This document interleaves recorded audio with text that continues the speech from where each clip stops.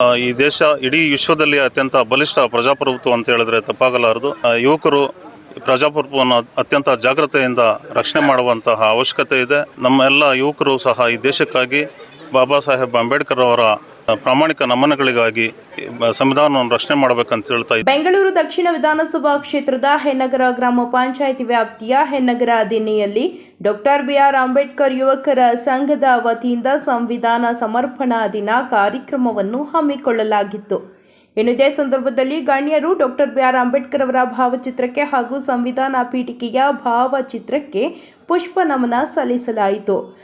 ಕಾರ್ಯಕ್ರಮದಲ್ಲಿ ಜಿಲ್ಲಾ ಪಂಚಾಯಿತಿ ಮಾಜಿ ಸದಸ್ಯರಾದ ಹೆನ್ನಗರ ಪ್ರಸನ್ನ ಕುಮಾರ್, ಹೆನ್ನಗರ ಗ್ರಾಮ ಪಂಚಾಯಿತಿ ಮಾಜಿ ಉಪಾಧ್ಯಕ್ಷರಾದ ಶ್ರೀಮತಿ ಲಕ್ಷ್ಮೀ ನಾಗೇಶ್, ಗ್ರಾಮ ಪಂಚಾಯಿತಿ ಸದಸ್ಯರುಗಳಾದ ಕುಮಾರ್, ನಾಗರಾಜ್, ಅನಿತಾ ವೆಂಕಟಸ್ವಾಮಿ, ಮಾಜಿ ಸದಸ್ಯರಾದ ಕೋಮಲಾ, ನಾಗರಾಜ್, ರಾಮಸ್ವಾಮಿ, ರಾಮಚಂದ್ರ, ಜೈ ಭೀಮ್, ರಮೇಶ್, ನಾಗರಾಜು, ವೆಂಕಟೇಶ್, ಹರೀಶ್, ಸುರೇಶ್, ಶ್ರೀನಿವಾಸ್, ಮುನಿರಾಜ್, ಮಂಜುನಾಥ್, ಮಾದೇಶ್, ವೆಂಕಟರಮಣಪ್ಪ ಮತ್ತು ಡಾಕ್ಟರ್ ಬಿಆರ್ ಅಂಬೇಡ್ಕರ್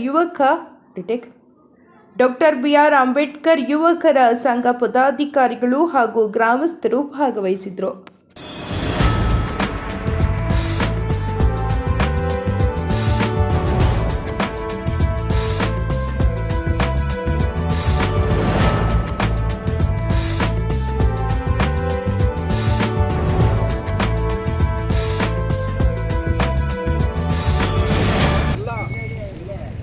ಅಂಬೇಡ್ಕರ್ ಅನುಯಾಯಿಗಳು ಸಹ ಸೇರಿದಲ್ಲಿ ಭಾರತ ಸಂವಿಧಾನ ಸಮರ್ಪಣಾ ದಿನವನ್ನು ಆಚರಣೆ ಮಾಡ್ತಾ ಇದ್ದೀವಿ.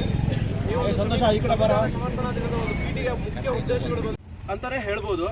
ಸೊ ಹಂಗಾಗಿ ಈ ಒಂದು ಭಾರತವನ್ನು ಸಾರ್ವಭೌಮ, ಸಮಾಜವಾದಿ, ಧರ್ಮ ನಿರಪೇಕ್ಷ, ಪ್ರಜಾಸತ್ತಾತ್ಮಕ ಗಣರಾಜ್ಯವನ್ನಾಗಿ ರೂಪಿಸುವುದಕ್ಕಾಗಿ ಭಾರತದ ಎಲ್ಲಾ ಪ್ರಜೆಗಳಿಗೆ ಸಾಮಾಜಿಕ ವಿಚಾರ ಅಭಿವೃದ್ಧಿ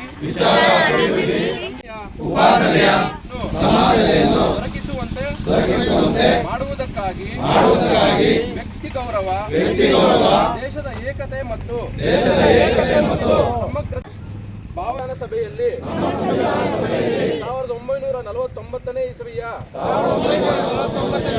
ನವೆಂಬರ್ ತಿಂಗಳ 26ನೇ ದಿನದಂದು ಸಂವಿಧಾನವನ್ನು ನಮಗೆ ನಾವೇ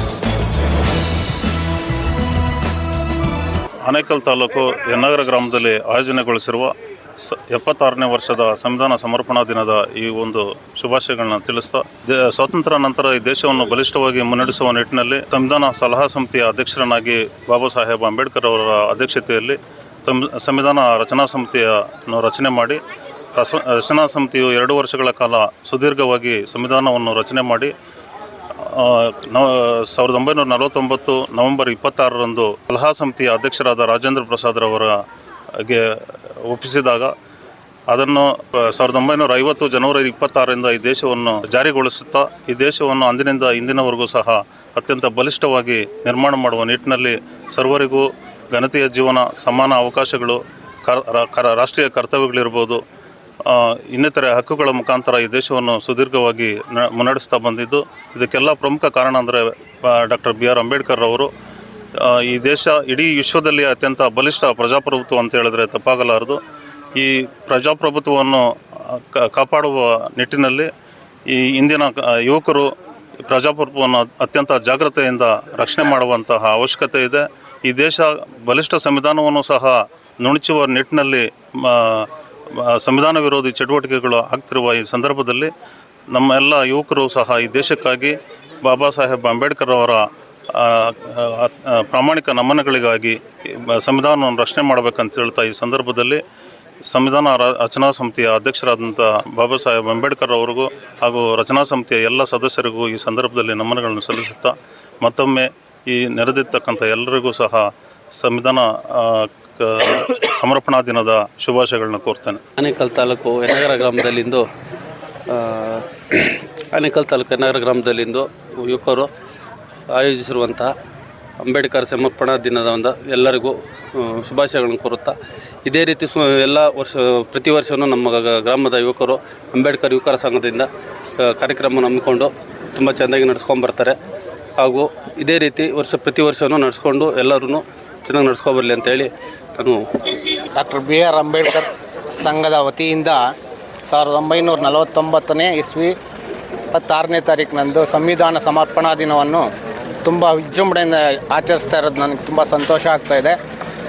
ನಾನು ಯುವಕ ಬಂಧುಗಳಲ್ಲಿ ಕೇಳ್ಕೊಳ್ಳೋದೊಂದೇ, ಅಂಬೇಡ್ಕರ್ ಆಶಯಗಳಿಗೆ ಯಾವುದೇ ರೀತಿಯ ಚ್ಯುತಿ ಬರದಂತೆ ಜನಪರ ಕಾರ್ಯಗಳನ್ನು ಹಮ್ಮಿಕೊಳ್ಳುತ್ತಾ ಒಂದು ಮಾದರಿ ಸಂಘದ ಕಾರ್ಯಚಟುವಟಿಕೆಗಳನ್ನು ಹಮ್ಮಿಕೊಂಡು ಜನಪರವಾಗಿ ಕೆಲಸ ಮಾಡಬೇಕಂತ ತಮ್ಮಲ್ಲಿ ಕಳಕಳಿಯಿಂದ ಕೇಳ್ಕೊಳ್ತಾ ಇದ್ದೀನಿ. ಹಾಗೂ ಇದೇ ರೀತಿ ನಿಮ್ಮ ಕಾರ್ಯಕ್ರಮಗಳಿಗೆ ನಮ್ಮ ಗ್ರಾಮದ ಯುವಕರು ಮತ್ತು ಪದಾಧಿಕಾರಿಗಳು ಎಲ್ರಿಗೂ ನಾನು ಈ ಸಂವಿಧಾನ ಸಮರ್ಪಣಾ ದಿನದ ಶುಭಾಶಯಗಳನ್ನು ಕೋರ್ತಾ ನನ್ನ ಮಾತುಗಳನ್ನು ಮುಗಿಸ್ತೀನಿ. ಯನ್ನಗರ ಗ್ರಾಮದಲ್ಲಿ ಎಲ್ಲ ಯುವಕರು ಸಹ ಹಿರಿಯರು ಮತ್ತು ಕಿರಿಯರು ಎಲ್ಲ ಸಹ ಒಗ್ಗಟ್ಟಾಗಿ ಯನ್ನಗರ ಗ್ರಾಮದಲ್ಲಿ ಇವತ್ತು ಸಂವಿಧಾನ ಸಮರ್ಪಣಾ ದಿನನ ಅಚ್ಚುಕಟ್ಟಾಗಿ ಎಲ್ಲರಿಗೂ ಸಹ ಇಡೀ ನಮ್ಮ ಕರ್ನಾಟಕದಲ್ಲಿ ಎಲ್ಲರಿಗೂ ಸಹ ಅರಿವು ಮೂಡಿಸೋ ಮುಖಾಂತರ ಯನ್ನಗರದಲ್ಲಿ ಇವತ್ತು ಹಮ್ಮಿಕೊಂಡಿದ್ದೀವಿ. ನಮ್ಮ ಯನ್ನಗರ ಗ್ರಾಮದ ಯುವಕರು ಎಲ್ಲವೂ ಸಹ ನಮ್ಮ ಆನೇಕಲ್ ಆನೇಕಲ್ ತಾಲೂಕಲ್ಲಿ ಸಹ ಇವತ್ತು ಆಚರಣೆ ಮಾಡಿದ್ದಾರೆ. ನಮ್ಮ ಆನೇಕಲ್ ತಾಲೂಕರ ಎಲ್ಲ ಗ್ರಾಮಗಳಲ್ಲಿ ಸಹ ಆಚರಣೆ ಮಾಡಿದ್ದು ವಿಭಿನ್ನವಾಗಿ ಯನ್ನಗರದಲ್ಲಿ ಇವತ್ತು ಸಂವಿಧಾನ ಪೀಠಿಕೆನ ಕೊಡೋದ್ರ ಮುಖಾಂತರ ಎಲ್ಲರಿಗೂ ಸಹ ಅವರು ಮೂಡಿಸಿದ್ದಾರೆ. ನನ್ನ ಆತ್ಮೀಯ ಮಿತ್ರರಿಗೂ ನಮ್ಮ ಹಿರಿಯರಿಗೂ ಕಿರಿಯರಿಗೂ ಎಲ್ಲರಿಗೂ ಸಹ ಸಂವಿಧಾನದ ದಿನಾಚರಣೆಯ ಶುಭಾಶಯಗಳು. ಬೆಂಗಳೂರು ನಗರ ಜಿಲ್ಲೆ ಆನೇಕಲ್ ತಾಲೂಕು ಯನ್ನಗರ ಗ್ರಾಮದ ಡಾಕ್ಟರ್ ಬಿ ಆರ್ ಅಂಬೇಡ್ಕರ್ ಯುವಕರ ಸಂಘದ ವತಿಯಿಂದ ಈ ದಿನ ಸಂವಿಧಾನ ಸಮರ್ಪಣಾ ದಿನವನ್ನು ಆಚರಣೆ ಮಾಡ್ತಾ ಇದ್ದು, ಈ ನಮ್ಮ ಭಾರತದ ಪ್ರಜಾಪ್ರಭುತ್ವ ಇಡೀ ಜಗತ್ತಿಗೆ ಅತ್ಯಂತ ದೊಡ್ಡ ಪ್ರಜಾಪ್ರಭುತ್ವವನ್ನು ಹೊಂದಿರುವಂಥ ದೇಶ ಆಗಿದೆ.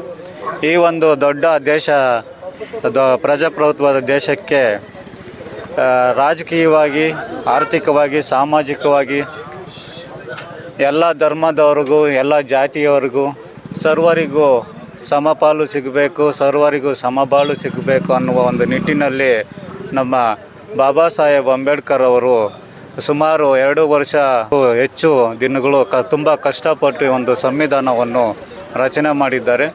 ಅವರ ಅವಿರತ ಶ್ರಮದಿಂದ ಇವತ್ತು ಎಲ್ಲ ಜಾತಿ ಜನಾಂಗದವರು ಆರ್ಥಿಕವಾಗಿ, ಸಾಮಾಜಿಕವಾಗಿ ಮತ್ತು ರಾಜಕೀಯವಾಗಿ ಇವತ್ತು ಮುಂದೆ ಬರೋಕ್ಕೆ ಸಮಾನ ಹಕ್ಕುಗಳನ್ನು ಪಡೆಯುವಲ್ಲಿ ನಾವೆಲ್ಲ ಯಶಸ್ವಿಯಾಗಿದ್ದೀವಿ.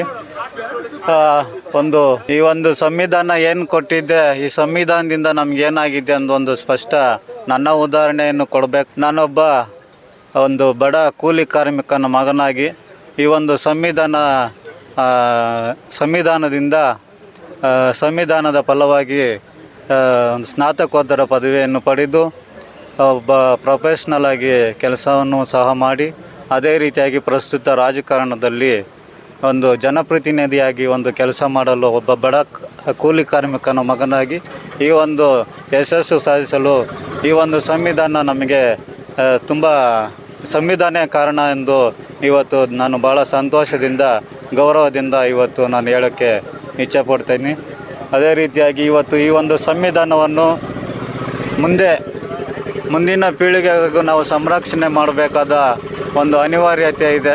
ಈಗ ಆಲ್ರೆಡಿ ನಾವು ಅಲ್ಲಿ ಇಲ್ಲಿ ಕೇಳ್ತೀವಿ, ಹಲವಾರು ಮನುವಾದಿಗಳು ಮತ್ತು ಏನು ಬಲಪಂಥೀಯ ಸಂಘಗಳು ಇವತ್ತು ಈ ಒಂದು ಸಂವಿಧಾನ ವಿರೋಧಿಸ್ತಾ ಇದ್ದಾರೆ.